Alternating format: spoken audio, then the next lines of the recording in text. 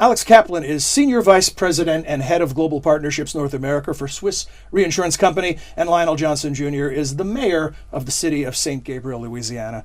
Gentlemen, welcome. Thanks for joining us. Thank you. Thank you. Now, you just attended a very interesting meeting between the insurance industry and mayors from along the Mississippi River corridor.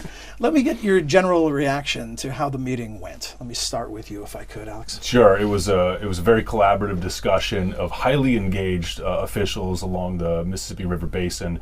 I was really inspired by some of the work that they're doing. You know, us in the risk business, we're constantly analyzing the exposures, and we're always hoping that individuals, communities, governments are thinking about their exposure. And generally, it's never where we want it to be, but I was actually quite inspired by the conversation today. The mayors were on point, knowing what they're exposed to, and are developing plans to address it. And Mayor Johnson, if in addition to getting your initial reaction to the meeting, you're also co-chair of the Mississippi River Cities and Towns Initiative. Yes. So if you could tell us a bit about that project as well. Sure. Well, I am Llano Johnson Jr., Mayor of the City of St. Gabriel, Louisiana, as well as co-chair Mississippi River City Towns Initiative. We are here today. We're thankful for the meeting with the insurance industry. I thought the meeting was very productive. It gave us an opportunity to have all parties give their perspectives on how things work during times of disaster. We understand that we are at certain risks, and we cannot facilitate those risks without insurance. And it gives us an opportunity to have a conversation with the insurance industry to help us better facilitate certain things with our constituents.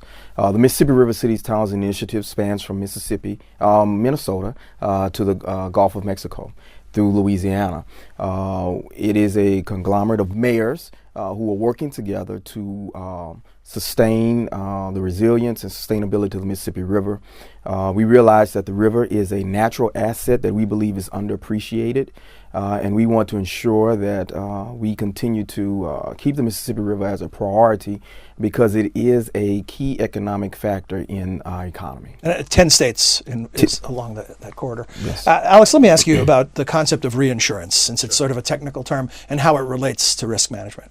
Sure. So reinsurance, simply put, is insurance for insurance companies, right? So when an insurance company sells insurance to small businesses, to individuals, at some point they had an accumulation of risk challenge, and they say, okay, that's enough of that particular risk on our balance sheet.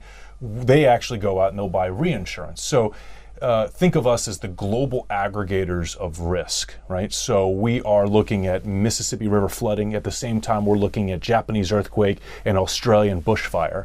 And we are managing all of those exposures. So we need to be thinking about all of these risks on a global scale. We also need to be thinking about them in a holistic fashion, in a forward-looking way, right? So we can't just worry about the next flood. We have to worry about what the world looks like 50 years from now. And unfortunately, these types of risks are a growth industry. They are, and it's from a variety of factors, right? So we often talk about the increase in severity and frequency of these disasters, but at the same time, and what is actually the largest loss driver is the changes of exposure, right? The massive accumulation of wealth and assets in the most disaster-prone areas around the globe, and the Mississippi River is not immune to that. Coastal property always been attractive. Precisely. Mayor Johnson, in your bio, it talks about the fact that you were changed by the flood of 2016. Changed your outlook on your job and on this type of risk management. Could you explain to us exactly what that impact was for you? Well, the August floods of 2016, we thought that we had survived the initial rainfall. 2 days later, we woke up to flooding. It was a dramatic experience. It's a very humbling experience to know that you have a problem and there's absolutely nothing you can do about it. And so one of the things that experience did for me is it made me more environmentally conscious. I have a corridor of agriculture as well as chemical. And so both play a major role in my revenue, but they are both assisted by the Mississippi River.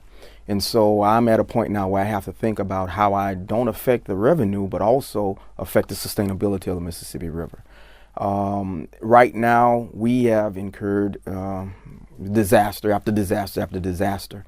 So the thinking now is, what do we need to do now pre-disaster? Rather than being reactive, how can we be more proactive? I'm wondering how, in both of your cases, in a world of rapid change and necessary adaptation, how far along down the tracks are you to doing the things that need to be done to adjust to the new environment? Or how much do you feel like it's a bit of a scramble and playing catch up? I mean, my perspective is I think we all know, generally speaking, what needs to be done, right? Everyone has great ideas that they bring to the table. The challenge is how do you put them together in the construct of how our society is established, right? You've got the role of the federal government, local communities, the states, how the states interplay with one another. Of course, you've got the insurance industry, adaptation professionals, and how does this all come together in some sort of a cohesive plan? And putting that together is actually harder than coming up with the initial plan in the first place. That's what I'm wondering about. What do you feel the gap is between what you know needs to be done and what's actually happening? So I often talk about the two biggest challenges, and I raised this in the room earlier today, is risk perception and risk ownership. And risk perception, to me, clearly, these mayors get an A in this arena because they understand exactly what they're exposed to. They know what it means to their local economy and to their citizens.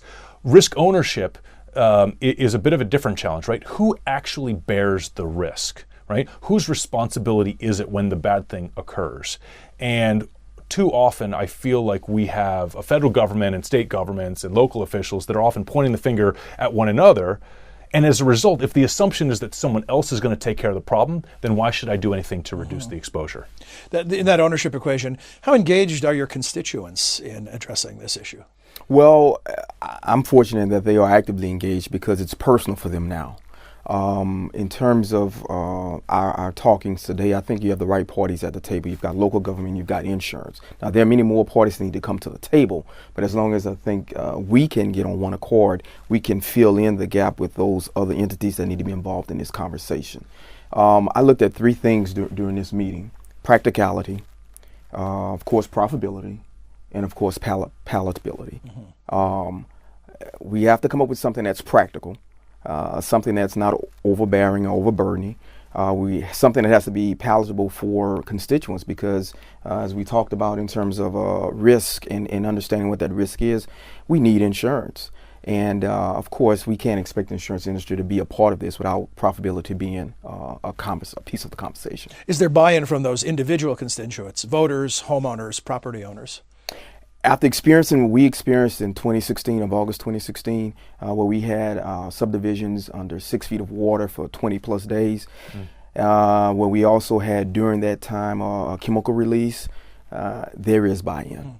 Does the insurance industry take an active role in suggesting what's a good idea or a bad idea, or do you just help people manage their ideas once they make the choices of where to build, where to live, whatever the case may be? Yeah, I would say it's an organic relationship, right? I mean, we find seatbelts in every single car in the United States, and that is because of the insurance industry. The same goes with airbags, smoke detectors in our homes, fire hydrants on every corner, right?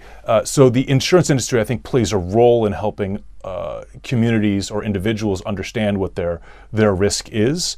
And we can certainly make recommendations, but at the end of the day, right, insurance isn't a silver bullet. It's a part of a larger puzzle. The things that we can bring to the table is sending a pricing signal, right? We quantify the risk and we help people understand exactly what they're exposed to and what will happen to them financially if they don't do anything about it. Mm-hmm. The other thing, which I think is much more important from a societal perspective, is it's our job to create an economic floor, right? Mm-hmm. If you have communities that are constantly being bombarded with these disasters and they're underinsured, you're creating an economic hardship on those individuals, on those communities, and it's so much harder for them to get ahead.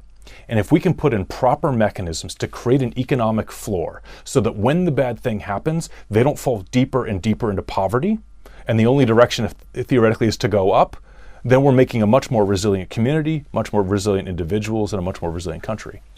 A final thought for today, gentlemen. Your expectations moving forward. I'm guessing you didn't approach this meeting as a one-off, but instead of a start of a conversation that could bear additional fruit down the line. What are your hopes moving forward? For me, I would say, yeah, this is the first conversation, and it was good that it seemed like all the parties came to the table with a lot of really strong ideas, And so now where do we go from here?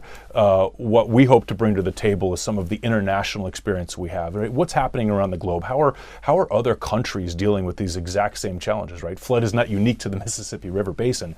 And so how are other countries and communities responding to those? And then can we collectively, under the construct of this organization, figure out a way to protect these communities collectively, both physically, but socially, as well as financially?